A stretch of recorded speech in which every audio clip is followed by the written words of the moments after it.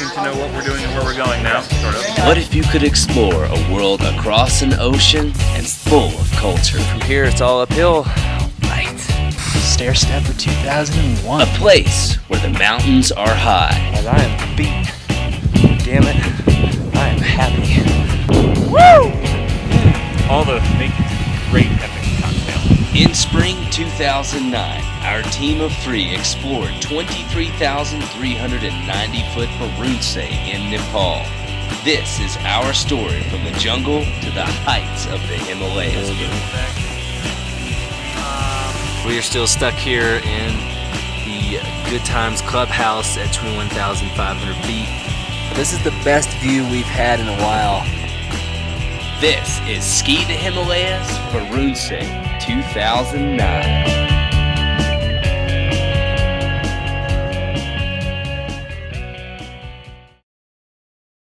Episode 9. Stable as kitty litter. That's right, people. We are on our way. We meaning John Miller, Josh Butson, and myself, Ben Clark, on our way to climb 23,390 foot Varunse. Here's Josh. Reading a little bit about DC shoes. How the house was built. Out of a motocross catalog. I should say. Full throttle. Trying to get my mind off the climbing. Just trying to think of something else in climbing. Because I'm kind of antsy to get up there and climb something. So that's what I'm doing. Our reading material was quite different depending on who it was. Hang out at base camp for the last 2 days as rest days and haven't really climbed much besides climbing over a whole bunch of loose rocks and a moraine that's been trying to take us out day by day that we've been venturing through it. Trying to keep us down. It's a great climb, though.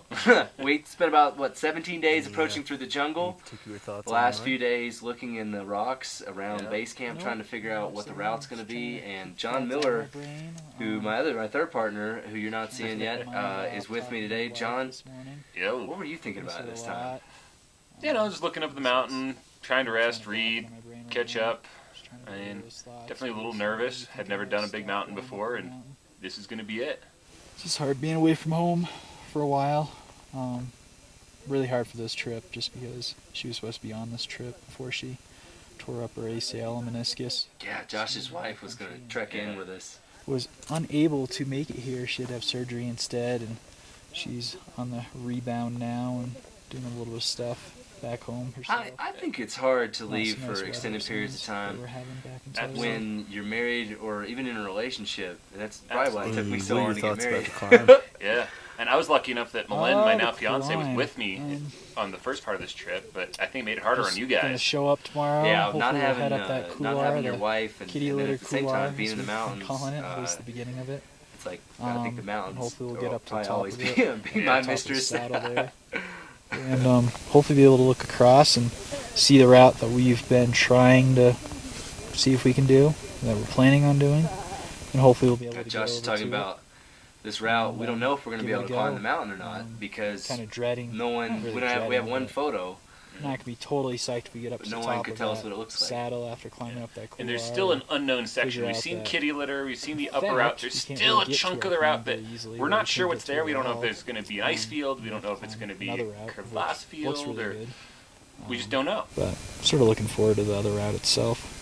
Just from all the research we've done, pictures we've been looking at, Google Earth, things like that. Other thing that we can look at to get more info about the route itself. It just looks like a good one to go up and then come down more of a standard route and then branch off and make a little variation of it, ski down it. Ski down. That's right. Baby. That's why it's called Ski the Himalayas. It's funny he mentioned Google Earth because it's the one square that's covered in clouds. You can't see the mountain in Google Earth. Yeah. When every resource on Earth is difficult to come by, to research a mountain, there's only one thing you can do. Show up. I've been in this base camp now for about 4 days. 4 days. Yeah, 4 days, about somewhere above 17. 4, and then now we're all raspy. We've been sitting through dust storms. We went through, packed our gear this afternoon, and I spent most of the day trying to charge all our stuff so we could get up on the mountain. And that's always been an issue because we have strictly solar. We have absolutely no electricity or running water. Yeah, in order to do this production, we are 100% solar powered. Green energy, baby. Not that's right. A very good hotel. Yeah, we couldn't charge any batteries when we got to Kathmandu. There was a brownout, and it was like you had 5 hours a day, and I wasn't hitting that window. No. Well, then it rained almost every day when we got to camp, so there's no time to do anything. But No, yeah, it's just kind of nothing. like we've been out here for a while now. It's pretty cool, but I am ready to get on the mountain. It's just kind of like 2 full days of resting. It's good, but ready to get up there, see what's going to happen. We're pretty committed. We've got 3 route options. We can either do the northeast face, we can do the east ridge, or we can do this variation on the southeast ridge, depending on what's in. After we get this little gully, it would be awesome if once we get up that gully, we could see something and actually make it up to where we're trying to head to. But we won't know that until we get up there, which is part of the draw. It is, But, in yeah, fact. I've been We sitting came all the here way thinking over here about having no idea what we'd any, find, and I can only say we found an adventure. Yes. And reading this stupid book called Hi. Don't read books about classic mountaineering trips when you're on a classic mountaineering trip. Especially that book, because every story, somebody dies, somebody falls, something goes wrong. It's all Remember, about terrible. you're high enough. You don't need this shit. It's all about terrible All it tragedies does in the is history of destroy. You're mountaineering. like, oh my God. And here you I've are been just suffering trying since to the like figure out how you're going to get They're up all this talking peak about, and do well, it safely we're and have a making good up the second time. step of Everest. And I'm like, the tone doesn't need not to only will you be make it up the second one step of where Everest, you're but I'll be able to afraid make of it the up the second mountains. You step need of to Everest approach them with with fucking some joy 80 years and later. It's wanting cool. to You do made it. it. I know that. So that's kind of my thing. I'm just kind of tired of reading about all these pioneering expeditions while I'm on a pioneering expedition. So I should get you another one of those books for this trip, right? Get We'll to. be reading about the terrible global economic meltdown, diesel power, which Josh brought. He's got some motocross magazine stuff, which seems to be pretty good, pretty light reading. Lighter, in fact, than reading about people dying on K2, where we want to go ski next year and have some fun. Fun! So, Fun? There's no fun in the mountains. Yeah, I tell you. I'm pretty much ready to get out of this freaking sand-filled tent, up that shitty, broken, terrible, icy, snow-covered, completely unsettling moraine into a gully that is about as stable as climbing kitty litter, filled with what potentially will probably have a bunch of wet slides, so that we can get to the top of a ridge and either A, be really disappointed, or B, elated at the amount of work we have left to do just to start what we came here to do. That's how Hell you yeah, really dude. feel. Hell yeah, sign me up How's that again. So that's where I'm at. I'm ready to go. I'm antsy, same as these guys, and it's just always so much more fun to be on a mountain, climbing it, doing what you want to do, rather than sitting here and reading about all the people who suffered in order for us to be able to be here to do something that is basically the exact same thing except 80 years later. Cool? Okay. Bye. Ben's going a little stir crazy. Yes, I'm not a man who should have idle time. Oh, yes. Here's The our packs. They don't even weigh 50 pounds, dude. How sick is that? We're gonna go spend 10 days trying to put up a new route on a big mountain. That one right behind you, that's 23,390 foot Barunse. And notice Ben just said 10 days. Pay attention to that number. And what we're going to be saying that loading up, getting the gear, we're amped. We are so ready to go. Yeah, this is. It fits. It fits. Yes, it does. Great pack. Good gear, dude. This This was a gear makes nice, a huge difference. yeah, a pretty nice, comfortable climb. Getting up early at 17,400 feet, and our goal today is going to be to go to 19,000 feet. And we have the footage from up there will come up in a few moments. That was some cool stuff. Heck But yeah. we thought we'd only spend about 4 days up near that elevation. And John and I here, I'm grabbing a pole for John. It sucks bending over to pick up poles. This is this is what you do with your friends. This is what we've been talking about earlier. We have the permanent namaste on our packs. Yeah. There you go. It's a cultural greeting. See you later. This is some Have a good day. interesting audio here. Cheerio. We say goodbye and Have then a great listen day. to what I say to Chilu. Thank you. As always, we appreciate everything. We'll be back in 4 to 8 days. If we aren't back, well, God, you guys were great. Note to self, never say that before a trip, and there's our welcome to starting to climb. Yeah, that morning we're on our way up, and the path that we've chosen in order to get around this big rocky section in between us is going to lead us across valley from this avalanche. And we knew that that would happen. That's why we chose the route we did, which was going to keep us free of being in the type of runouts or areas where an avalanche like that would come through. But it's just a resounding, echoing, huge, booming reminder that the mountains are alive. Absolutely. In the Himalayas. They're always moving. And that's one of the things that makes this terrain so unique, is that it's a very dynamic environment that constantly shifts. Feeling pretty good. Ate maybe one or two too many of our doughy cinnamon rolls this morning. But those are off finally, and actually be heading for the objective. Yeah. Ditto. Yeah. Those cinnamon rolls This is were in my stomach and making it kind of unsettled right now. It was they were good, but they just weren't.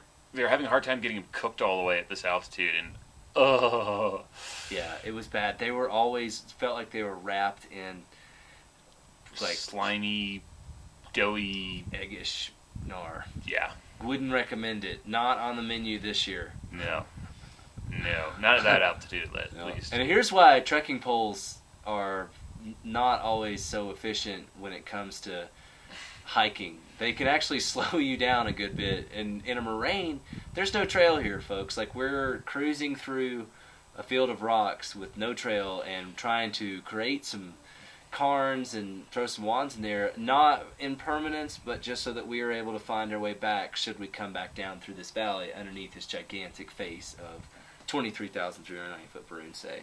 And the scale is enormous. And notice what's holding up that giant boulder. Not another giant boulder. No, that's a big chunk of ice. And you wonder why huge avalanches and rock slides come down. I mean, nothing here is permanent. Everything moves. And we move pretty slowly. That's one thing. As you get to high altitude, I mean, yeah, we were really psyched about 50-pound packs, and we're really happy that we had, at least some interesting terrain on the way to start getting access to our climb. But it ain't exactly a speed record-setting type of an activity. And you're not, this isn't fun. It doesn't matter if you're carrying a 5-pound pack, if you're carrying a 50-pound pack. It's just not fun. Well, I enjoy the views, and I enjoy getting to shoot it. But no matter what, I mean, one of the big rules of altitude is you're always breathing hard. Yeah. And that's important to remember. But also, we are trying to do something, a gigantic traverse from one side of the mountain to the other. So that's why we have all this equipment. If we were looking to just go up and down the same route, we typically wouldn't have as much equipment. And that's what Barunse 2010, as we return this April, is going to show to people. So make sure you folks stay tuned to see some of that stuff. Yeah. And these are the parts of mountaineering you usually forget about.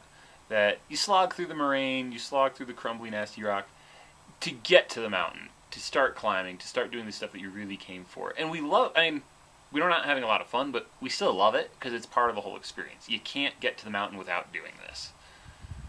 No. And why would you? It's all part of being there and exploring the world. It's not about only being steep or technical. It's about getting into these places and seeing these incredible peaks, and this incredible shifting landscape, and how alive and how unique and interesting it is. And it's unique, it changes every day, like this. Here we go. This is Kitty Litter Couloir. We're down at the bottom. You saw our yard sale there. We're starting to change from hiking the moraine mode to now we're gonna climb. So we're switching over to climbing mode, getting on our ski boots, getting our crampons together, getting all of our stuff together so we can start heading up this thing. Finding the only weakness in this entire ridge between the summit. This right back here is the big scary gully that none of us are psyched on climbing, but that we know if we climb it, we're done with it, and we don't ever have to come back and climb it again. Pretty good feeling. Actually, really good feeling. A little bit of rock fall. We're not sure what the ice/snow is going to be like up at the top, but like we talked about the other day, welcome back to the San Juans at 18,000 feet. Yeah, because we don't know what we're going to find when we get on top of that. So I'll be happy when it's done. But we're also going to do it. And hopefully the only rock fall will be. And as it turns out, I mean, it wasn't as bad as we thought it could be. And obviously it wasn't great, but it's climbing in the mountains. We were just excited to be climbing. Kind of fun. Yeah. Because I like the steeps. Yeah. That was me on the back in there. I love to shoot, and I like the steeps. Falls fails, just bang it in. Yeah, pretty icy, firm conditions up there, which were perfect. Perfect for climbing the route. We were absolutely psyched. Camp 1, baby. We just led up that gully, ended it with a nice technical crux, some serious terrain. Steep ice. Yeah. And, Steep now honeycomb. We're settling in for the night and see how it goes here at 19,700 feet. Whew, man, feeling pretty good. Really psyched. Today was a pretty big day. I got to lead that nasty section. Josh led some good stuff. John led some good stuff. It was a nice day, but very technical. Looks like we've got ourselves a really tough climb ahead. This is what we came up. Just manky. Yeah. And then steep top out. You can't see over that lip, but steep top out. Now you're looking back down on that moraine we came up, and here we can just barely see across. Pretty typical afternoon thunderstorm, Himalayan style. Home away from home. Trango 3 Mountain Hardware tent. There's John Miller bringing that pig in. Coming.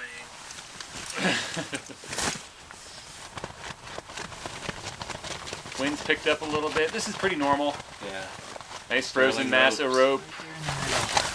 Right here? Yep. Give us something to do. Recoil the ropes. Cool. 70-meter rope, Sterling 8.8 millimeter. Pair of them. All right, folks, we'll tune in again next week. You are watching Ski the Himalayas, and be ready. Brunze 2010's coming up, and John and I are going to go back and climb. Woohoo! John, thanks for joining me. Thank you, Ben. All right, man. Take care.